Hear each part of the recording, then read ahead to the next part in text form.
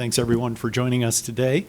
I always look forward to this meeting because it's a great reminder of how science is transforming lives, and you get to hear about what's coming. Boss will talk about his medicine, but I was reading about it. It seemed like I was in the car longer than I was in the plane, so I had a lot of time to catch up on the way in on the innovation that's occurring in cancer, and it really is an exciting time for the industry, not just in cancer, but you look at devastating diseases like sickle cell disease and hemophilia and other cell and gene therapies that are on the horizon. The industry continues to advance science and public health. And in cancer, obviously, you've seen mortality gains, down 33% since 1991. CAR T therapies that continue to have broader indications, recently showing to cure some children and adolescents with advanced leukemia. And as I said, Voss and Alexander and Jeff can talk about some of the other exciting innovations that are going to be data that will be released today. But we all know that innovation won't help if patients can't afford it. And I thought I would start by just making some broader comments about the way the market is configured today from our perspective. As you know, drug prices are actually growing at historic lows after rebates and discounts on a net basis. Prices were flat. They went up 0% in 2022. At the same time, rebates and discounts that our companies negotiate with health plans and PBMs exceeded $250 billion in 2022, which was a record amount. Now those are, our companies are now capturing less than 50 cents of the dollar of the list price of a medicine. The rest is absorbed by other actors in the system or government mandated rebates and discounts. So you'd think if those two things were true, that prices were decelerating and were flat, in fact, in 2022, and that rebates and discounts were growing exponentially, that patient out-of-pocket costs would be going down, but they're not. Unfortunately, they're going up. If you're a consumer with a brand medicine deductible, your out-of-pocket costs have grown by more than 50% since 2014. Which is why, as an organization, pharma has been laser focused on policies that really attack these out-of-pocket costs and the systemic risk shift that's occurring from payers and other actors to consumers. And unfortunately, from our perspective, policymakers are not focused on the right problem. Obviously, the $2,000 out-of-pocket cap contained in the IRA is a step in the right direction, but it only helps about 10% of Medicare beneficiaries. And to us, that's endemic of the lack of focus on specific policies that would lower what patients pay out of pocket. In many respects, you look at President Biden's comments about waging a war on cancer, it looks more to us like his administration has waged a war on the cure instead. And I'll start with the IRA, and my colleagues will talk about it as well. And start with what we refer to as the pill penalty. As you know, there's a relatively arbitrary timeline set forth in the law. The government will set prices for small molecules or pills after 9 years, 13 years for large molecules or biologics. And this is important, particularly in cancer, where certain proteins can only be gone after with small molecules, but it's also true in other disease areas like mental health, for example, where small molecules can cross the blood-brain barrier, large molecules cannot. And I want to try to explain, and my colleagues will go into more detail, why this is such an acute problem. FDA requires our companies to test medicines in the sickest patient population, and over time, the product is iteratively improved through additional indications and additional studies. And in fact, a study that we're releasing today shows that nearly half the time, those post-approval studies occur in year 7 or later. So I'll use an example from a lay perspective. If a company's developing a drug for breast cancer, you might find that a physician is using that medicine, maybe it's off-label, in colorectal cancer or other forms of cancer, getting positive signals about the impact that then might convince a company to pursue a trial to prove to the FDA that medicine is worth pursuing. But again, unfortunately, if those studies are occurring several years after the initial approval, when the clock starts for government price setting, it's awfully hard to see companies pursuing those studies with 1 or 2 years with which to recoup their investment. And again, I think my colleagues will get into more specific details here. In addition to the IRA challenges, the administration has pursued other policies that we find damaging to the underlying innovation ecosystem, whether it's waiving our intellectual property protections in the vein of the vaccine waiver, even though the world was roughly awash in vaccine, and the real barriers to patient access to shots in arms is healthcare infrastructure, on the ground capabilities to actually put shots in arms. We've seen a weakening of the accelerated approval process in the context of the FDA. With regard to cancer, 70% of oncology medicines go through the accelerated approval process. The administration has signaled or proposed that it's going to look at paying less for medicines that go through that pathway. And, the ink is barely dry on the IRA, and the president's budget proposal calls for shrinking that 9 and 13-year period that I referenced earlier to 5 years and 5 years, 5 years for small molecules and 5 years for biologics. So again, in our view, this industry really relies on a transparent, efficient regulatory process, on reimbursement policies that incentivize incremental improvements in products, strong intellectual property protections. And you look at each of these policies that's being pursued, they really, in a cumulative way, have destabilized the innovation ecosystem that's made the U.S. the world leader in bringing innovation to patients. So with that, I'll turn it over to Vas, and I look forward to your questions. Thanks, Steve, and great to be with everyone today. I'll focus my comments on some of the highlights for Novartis in different cancer areas, which I think also reflect some of the focus areas of the industry, and then turn to build on Steve's comments to the IRA. So we have 4, I think, major pieces of news coming out at ASCO. First, earlier today, we announced our Kisqali results in intermediate and high-risk breast cancer, which we believe are practice-changing, groundbreaking results demonstrating that we can reduce the risk of recurrence of breast cancer by 25% in this at-risk population of women, doubling the number of patients that would be currently eligible to prevent the recurrence of their breast cancer. And this has the opportunity to really benefit a broad range of women who are at intermediate high risk, also node-negative disease. It's really exciting data, very good safety profile, no diarrhea, no symptomatic, really significant symptomatic side effects. So we'll look forward to bringing that forward. We had good trends on overall survival. Now, interestingly, and I'll come back to this point, this is a study now, we are year 7 of a small molecule's life cycle with Kisqali. The second interesting medicine we'll be talking about at the meeting is Pluvicto, which is a radioligand therapy for prostate cancer. There we've seen unprecedented demand for this medicine, a new technology area, kind of a parallel approach to antibody-drug conjugates. And again, here we are working very hard to move from the last lines of metastatic castrate-resistant prostate cancer to earlier lines of therapy. First, earlier lines of metastatic disease, hormone-sensitive disease, and over time, trying to get to delayed castration with a safe therapy that can be given 4 to 6 times, highly, highly effective.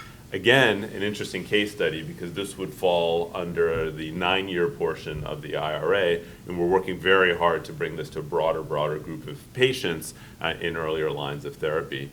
The third, and I think this is an area that will continue to expand and grow, is in cell therapy. We have a medicine called PHE, which is a next generation CART for BCMA and multiple myeloma.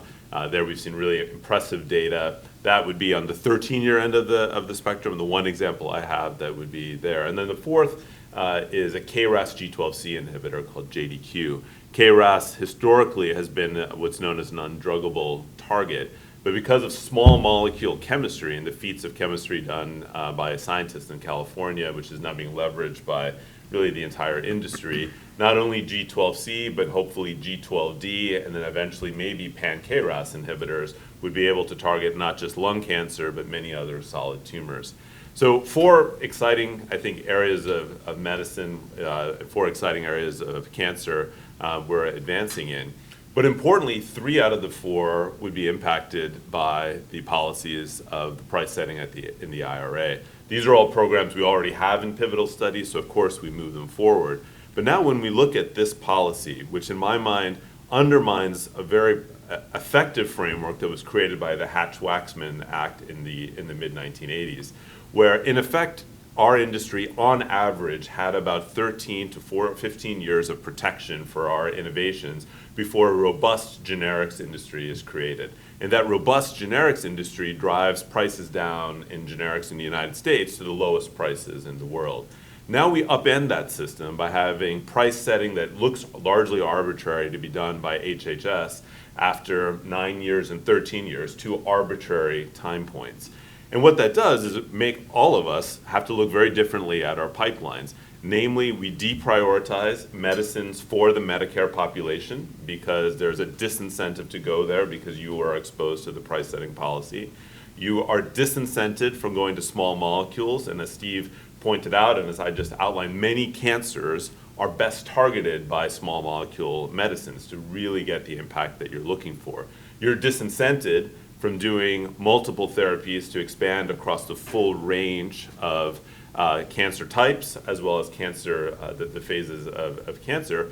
And you're also pushed, interestingly, away from some of the largest public health challenges. If you think about cardiovascular disease, you often want to use small molecule type medicines to reach a broad range of patients.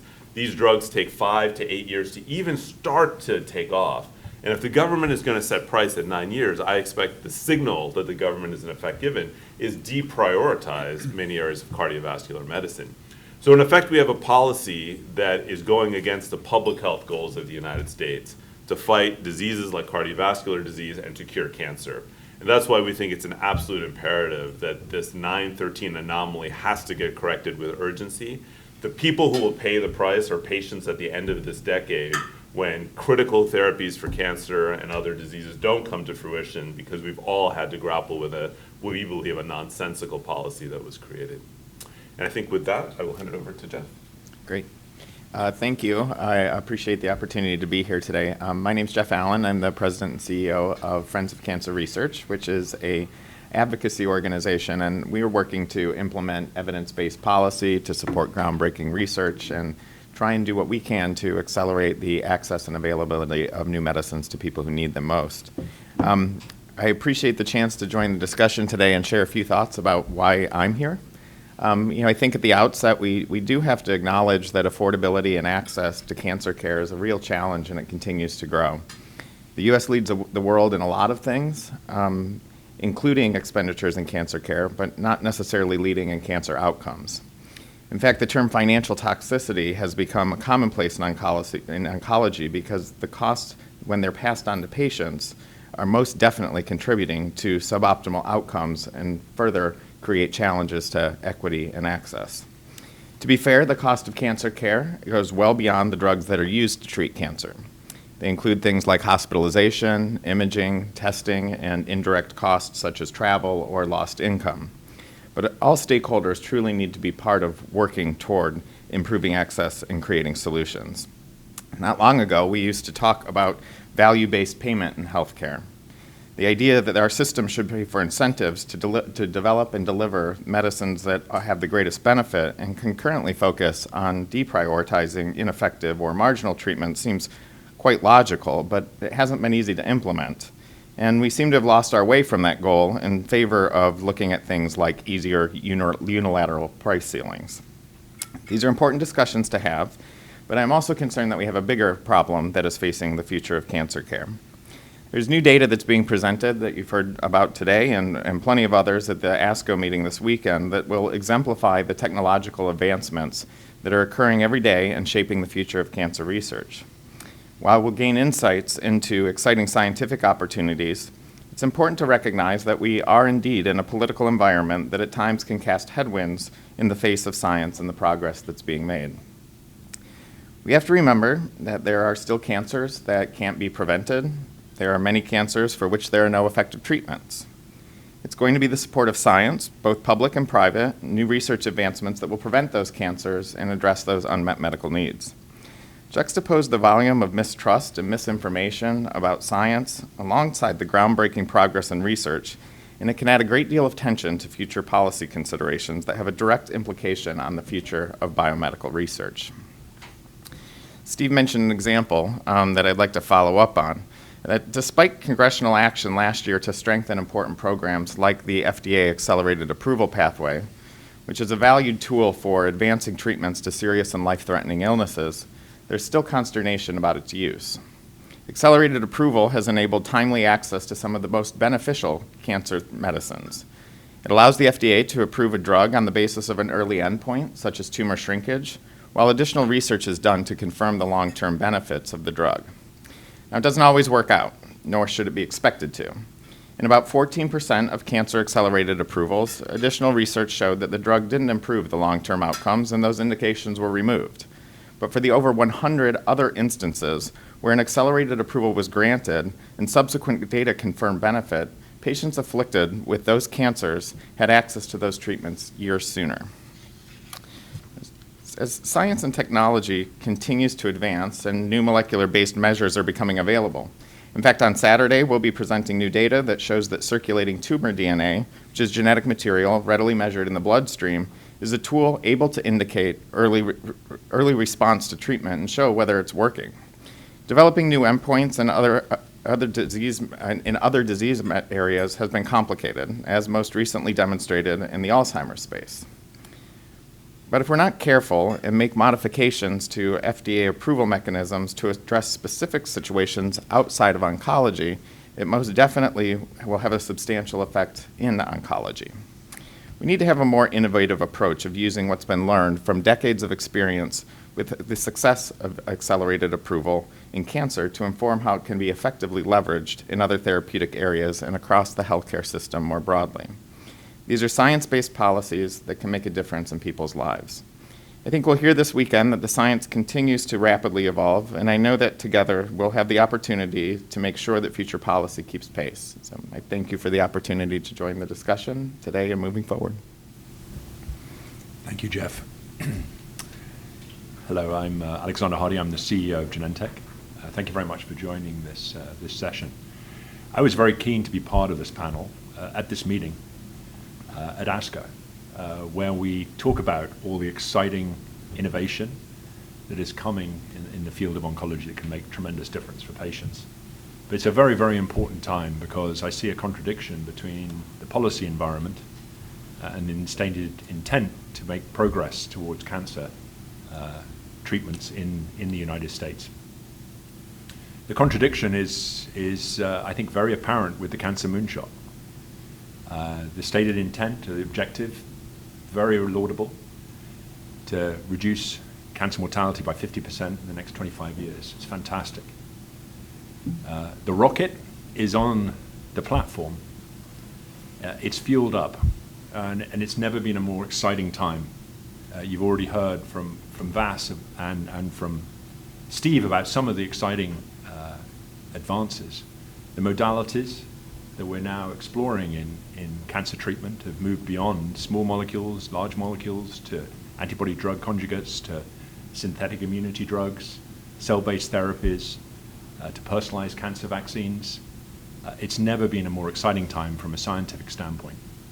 And yet we face a policy environment, and specifically with the Inflation Reduction Act, which threatens this innovation. And it's a contradiction with these stated aims.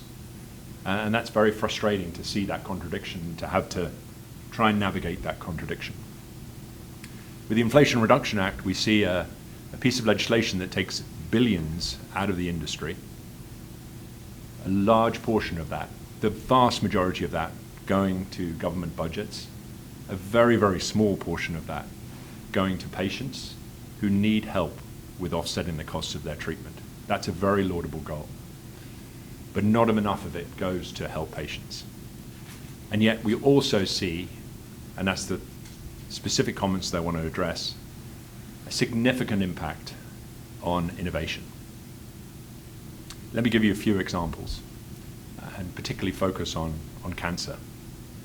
Small molecules, we've already talked about the pill penalty, with a 9-year clock from launch before negotiation starts.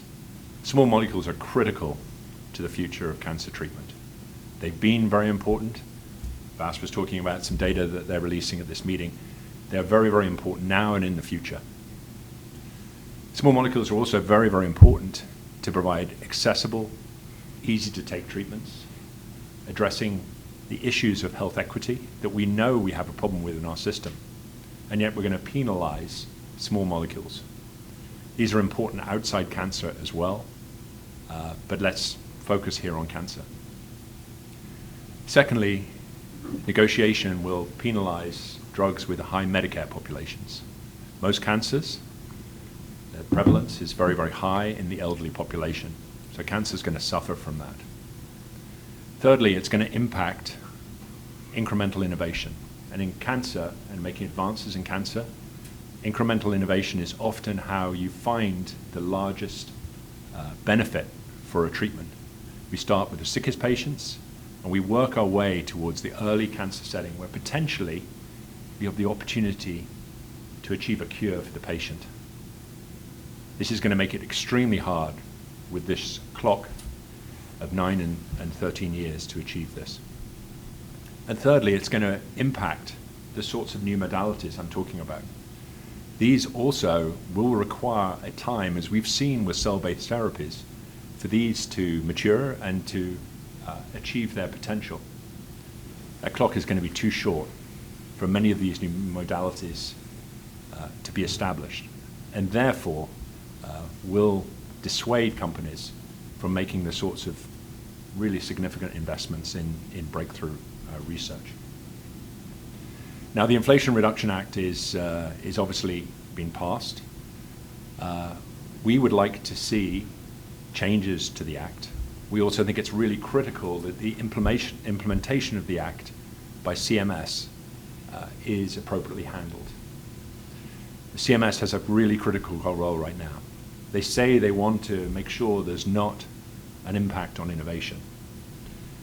However, they have an opportunity to shape negotiation to make sure there's consideration given to a treatment that addresses an unmet need and which significantly advances the standard of care. We think that's extremely important.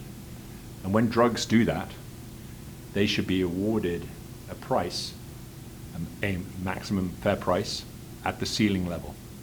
CMS has this opportunity, and we think this is really important for innovation right now in terms of the implementation. But we also think there's flaws in the legislation, and we think Congress needs to act to address these flaws. The first, has already been touched upon, is the small molecule or pill penalty. 9 years is too short. 9 years is too short in cancer. 9 years is too short in many other diseases. We need to move 9 to 13 for both small molecules and biologics. Secondly, rare diseases. We've made such incredible progress with rare diseases. We believe that negotiation should start after the second indication, rare disease indication, is approved. And thirdly, a biosimilars market, fully functioning and effective, is extremely important to provide headroom to allow investment in future innovation. We're very concerned about how the legislation's written. We believe there needs to be technical fixes to provide more certainty to the biosimilar manufacturers, of which Genentech is not one, to enter the market to make the investments that they need. So these are the three legislation fixes. We stand ready, as do the other companies in pharma, to work with the administration, with Congress, and with CMS to improve this legislation and make sure it's implemented correctly. Because we believe that it is a false choice between innovation and affordability. We believe we can achieve both those things.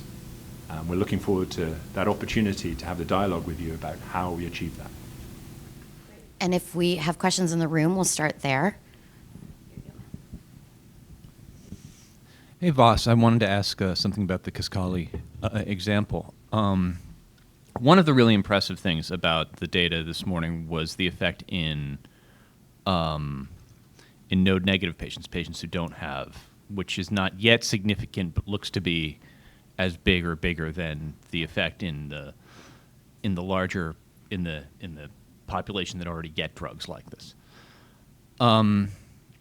But for people who are worried about cost, they worry the relative reduction looks to be about the same, but they're obviously patients who are at lower absolute risk. It's kind of like a statin, right? So, but you'd be charging the same price. So how should so that could be a much a dramatically bigger market. That seems to be what the IRA is trying to fix, to add some kind of cost, whether it's negotiation or not here. What people are looking for is negotiation. So how should that work? I mean, how should negotiations around, wouldn't a broader market usually mean that you'd make up some price on volume and like it does in other industries, and how should that work? Yeah, so first I think it's important to note that it's not negotiation, it's a price setting mechanism. I mean, the CMS has within its power to go to 95% price cut and not have to explain it. And then is currently arguing that that should be secret. So I would first challenge the fact that we even have a system of logical negotiation in the first place. I think the law is draconian in how it's set up. And basically, we have to assume from our innovation investment standpoint that they're going to go that far very early on, which is what the real challenge is here, because we have no certainty otherwise on how to predict. So I think that's just baseline and why this law makes so much challenge for managing innovation ecosystems and how I think damaging it's going to be in the long run to the United States if it's not fixed. I think more broadly, look, we always have to consider, are we pricing our medicines in a way, I believe, to meet reasonable thresholds for cost effectiveness. I mean, at least at Novartis, we believe in cost effectiveness research, and our medicines should be priced in a way where the benefit provided and so we're still in the process of doing that. But my expectation is, given the size of the likely OS benefit over time, that this will likely be very cost effective at the prices that we currently have. Many cancer medicines over time, if anything, their cost effectiveness goes up the longer they're researched in more different areas. If I take the example of Gleevec, over time, as we moved Gleevec into broader and broader populations, its overall cost effectiveness at the time it went generic was hugely positive. It was cost saving to the healthcare system at that point in time. Though, of course, in congressional hearings were criticized for the price of these medicines. So I think we have to look at it from that perspective. It's not a given that if you go to a bigger volume, you should go to a lower price. What you have to look at is the benefit justifying the price that is being set. And my belief is, we have to do the work still, but my belief is, given the impact that we're seeing on disease-free survival, recurrence-free survival, and overall survival, that will bear out in the case of Kisqali. Hi, I've got a question for Vas and for Alexander. I was just wanted to get some sort of sense from you as to what kind of impact the IRA has already had on your investment decisions, on your pipeline strategies, and can you give any concrete examples of what's gone by the by or what's been focused on more closely because of this? I can start. I mean, we've made public comments already that in our recent reduction of about 10% of our overall pipeline, we had multiple programs where IRA was a consideration for making the adjustments. Without going into specific projects, if you take a disease like acute myeloid leukemia as a case study, this is a disease primarily of the elderly. This is an indolent disease that takes a long time to progress. The trials are long. You have to move from healthy patients to more sick patients. And this would be the kind of disease that Novartis has worked on for many years. And now we have to really ask ourselves, how do we logically pursue acute myeloid leukemia given those realities? Because by the time you go into fit AML young patients, then go to unfit AML old patients, every trial is 4 to 6 years, you're out of time. And I think you're going to find as we go through multiple cancers that particularly affect the elderly, you're going to run into similar stories like you do with AML.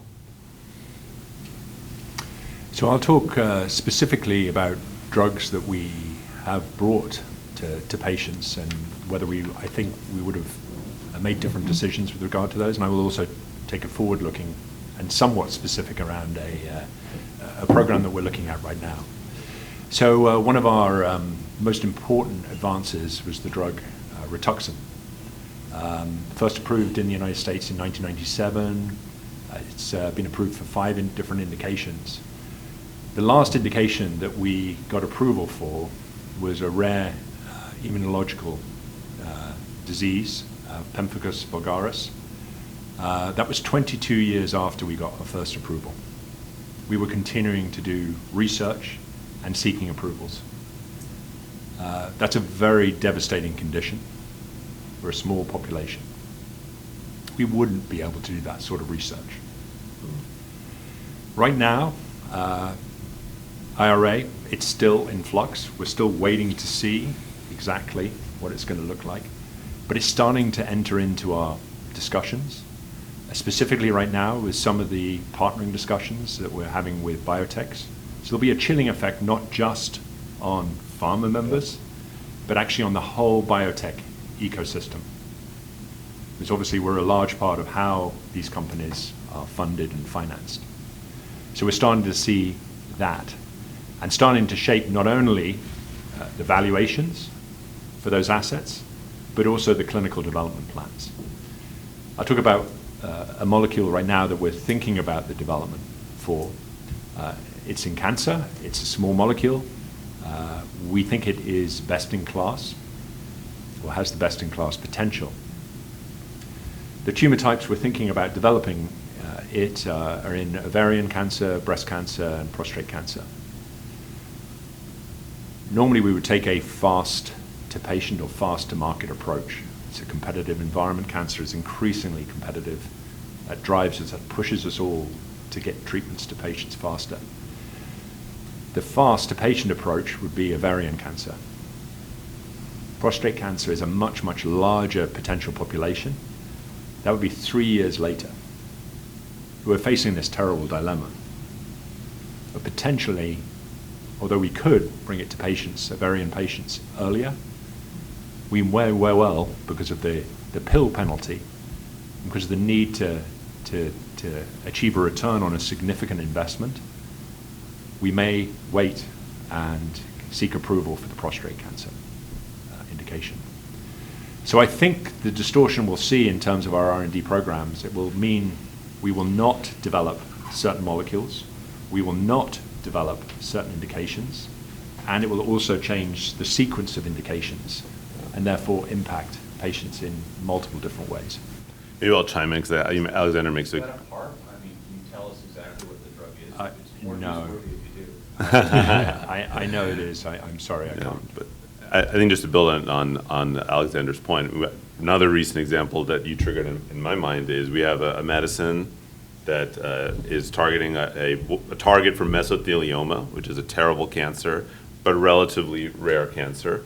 And it would be ahead, and normally without the IRA price setting, we would go as fast as we can in mesothelioma and then follow up on lung cancer, second line, first line, the big indications. Now we're clearly are actively taking the decision, we are going to wait until lung cancer catches up because our clock will start with mesothelioma. And now we will wait until we get the bigger indications and then click go on the, and this is a disservice to mesothelioma patients. I mean, we shouldn't have a systematic government policy that's going to hurt cancer patients, but at the same time, given our fiduciary responsibilities, these are the trade-offs we're being faced with now. Or just add, in the aggregate, we surveyed our members, and 63% of our member companies have signaled they're moving away from small molecules as a result of the law.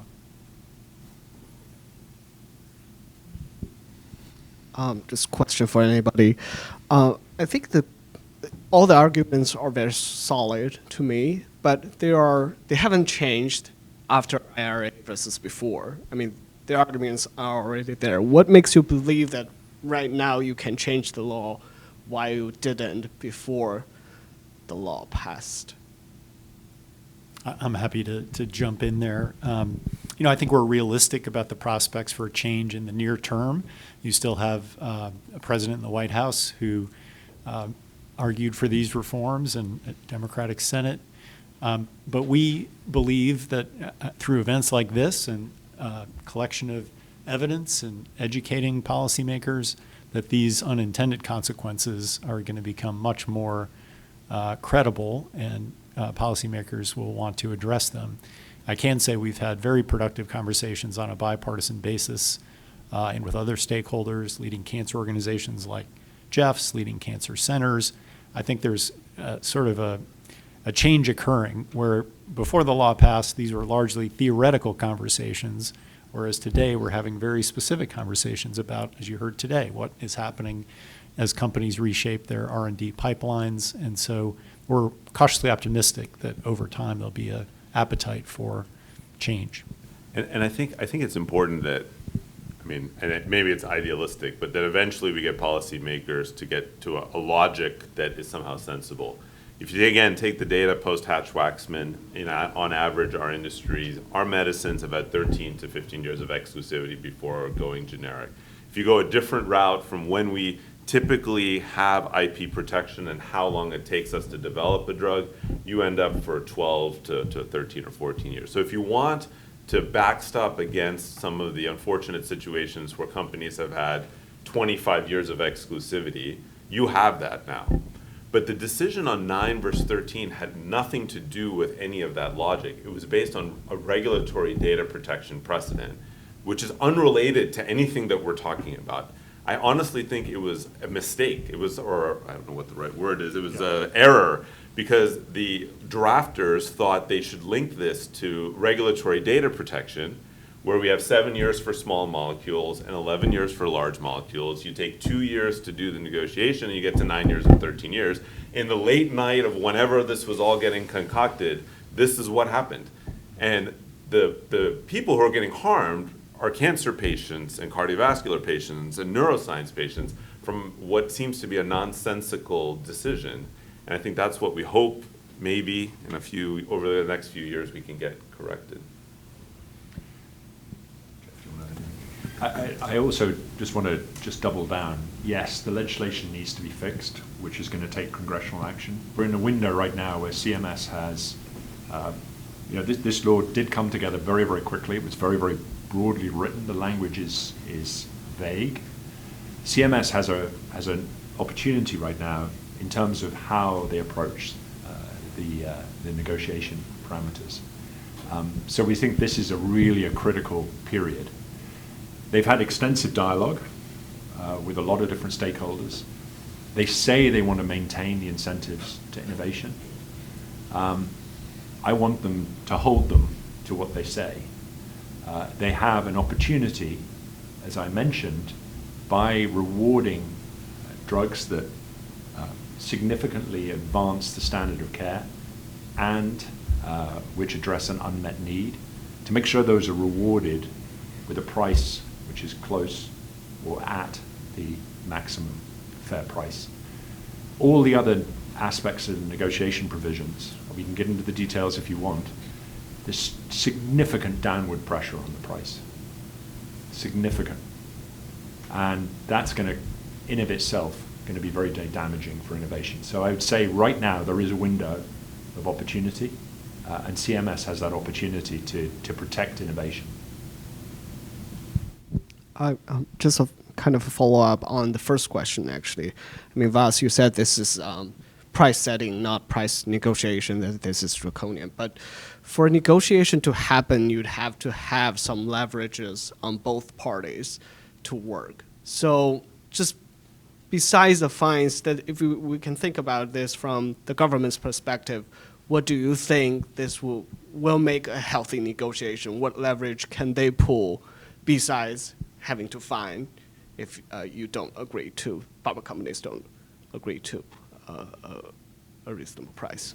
I'll make a few comments, and Steve and Alexander and others can chime in. So first, there already is negotiation in the system, and we pay, as Steve noted, 50 to 70% rebates to the system, including Medicare Part D plans that negotiate these rebates.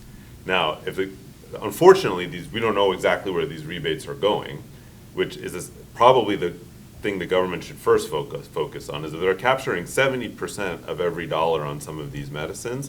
Maybe that's where they should really focus their energy than trying to negotiate down a list price, which is largely, anyway irrelevant based on how the market is set up. So that's just as a framing comment. Now, if you look at other markets where there is a negotiation practice, the company has the option to not make the drug available.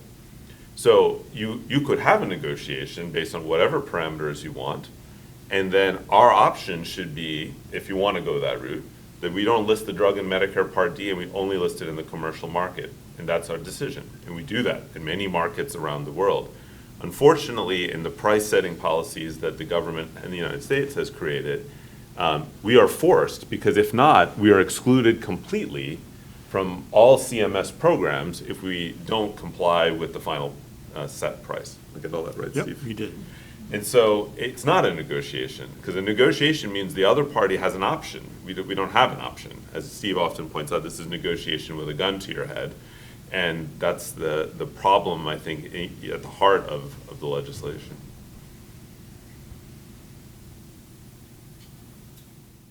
A couple questions from the chat too, so I want to make sure we can get to those. This one is for Jeff. You talked about accelerated approval. How are you engaging with FDA, given their increasing focus on it from a coverage perspective, CMS as well? Yeah, well, so with FDA, I think we continue to engage with them on looking at validation of new endpoints, for one, like I mentioned, that actually may be more predictive than some of the tools that are currently used. Again, that's an ongoing large-scale research project to try and provide the evidence to support the utilization of new endpoints. I think the FDA themselves remains as open to this pathway as they have been in the past. I think we've seen that obviously this has been a great benefit and a great deal of experience in utilizing accelerated approval in oncology. I think some of the current pressure is coming from other therapeutic areas that don't have quite as much experience or the validated endpoints. And, that's something that I think cancer can provide an example to. In looking at things like tumor response rate as an endpoint, it was the oncology community that came together to determine an appropriate magnitude of benefit for what was clinically meaningful and became an accepted standard. I don't think that's necessarily there in other therapeutic areas, and perhaps that can be an area of opportunity. With CMS, I do think they also have been open to discussion about some of these things, at least from the oncology space. The administrator was kind enough to clarify some statements that she made at a recent hearing to indicate that the agency remains supportive of the use of accelerated approval as an equal pathway for approval. I think there were some statements that were made that suggested otherwise, but that information is public. I'm happy to provide copies of some of the correspondence that we've had with CMS. From an implementation standpoint, I think we're still waiting some of the details, specifically as it relates to the Alzheimer's situation. There has been a fair amount of top-line details provided for the registries that will be implemented for the future Alzheimer's therapy should they achieve traditional approvals. It's not clear to me anyway, what exactly that entails, and I think that will be important in order to assure effective, accessible implementation of these types of policies, and we're actually learning from them. I think that there's a lot of talk around real-world evidence and the potential that it can provide, but it is not as simple as pushing a button and results occurring. So I think these have to be planned out very carefully and understand how physicians can implement them, patients can access the medicines, and there's actually usable results that are coming from them. I'll conclude by saying, our concern in oncology is that given the utilization of this pathway to provide patient access to new medicines, I'm not sure we're addressing a problem here that is consistent with the goals of the program. Thanks. I might just add to Jeff's comments. Many of you may know I spent time in the medical device industry for 10 years before I came to pharma, and the administration is using TAVR as an example of coverage with evidence development that they're now applying in the Alzheimer's case. And I think it's instructive to just remind people that it took, nearly 2 years to get that registry for TAVR up and running, that there were 11 pages of documentation required by physicians, as well as a pretty significant fee to engage in the registry at the beginning. And I think, Alexander mentioned the equity goals of the administration and the issues around small molecules. Well, those are going to get extended, in this case, as well. Because if you look at the TAVR registry, I think 82% of participants were white. And nobody should be surprised. Community hospitals and health centers have a harder time complying with registry requirements. So, well, I guess my plea to the reporters in the room is that a lot of the early reporting on the CMS commentary has been that we're going to, once it goes through traditional approval, it's going to be available day one to a broader patient population. That seems very unlikely to us based on the previous experience that I alluded to. And it does beg the question, Jeff alluded to how effective this pathway has been for unmet clinical needs, particularly in oncology. It's unclear to me what questions CMS is seeking to answer in the Alzheimer's case, that haven't already been answered by the FDA or won't be confirmed through phase 4 trials and the like. So, I think please ask some follow-up questions in terms of what it really means in terms of patient access. One more from the chat. What will be the effect of the IRA on the development of biomarker-driven cancer therapies where biomarkers are less well accepted? The learning curve for physicians and therefore uptake, for example, for tumor-agnostic therapies can be slow. So will this affect development decisions? So I think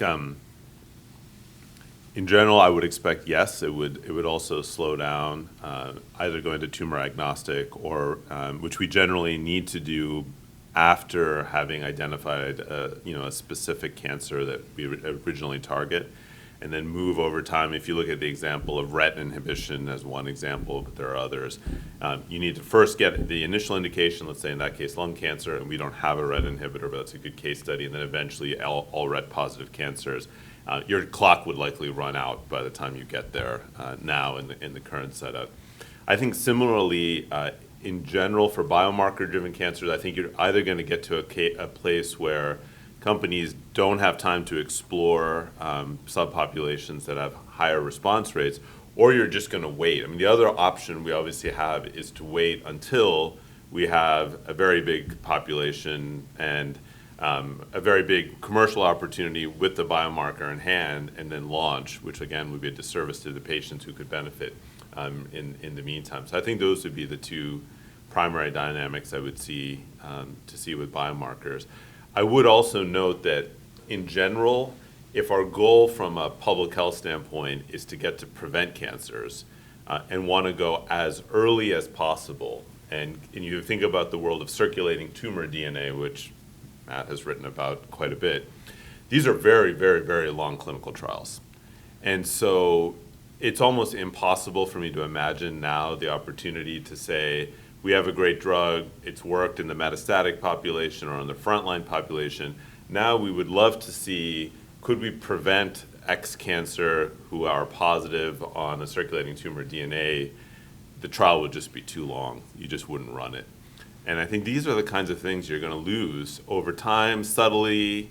It'll happen, and I think eventually, sadly, unless the policy gets corrected, we'll be at a crisis in many of these cancers at the end of this decade, and then we'll all be scrambling for how did this happen.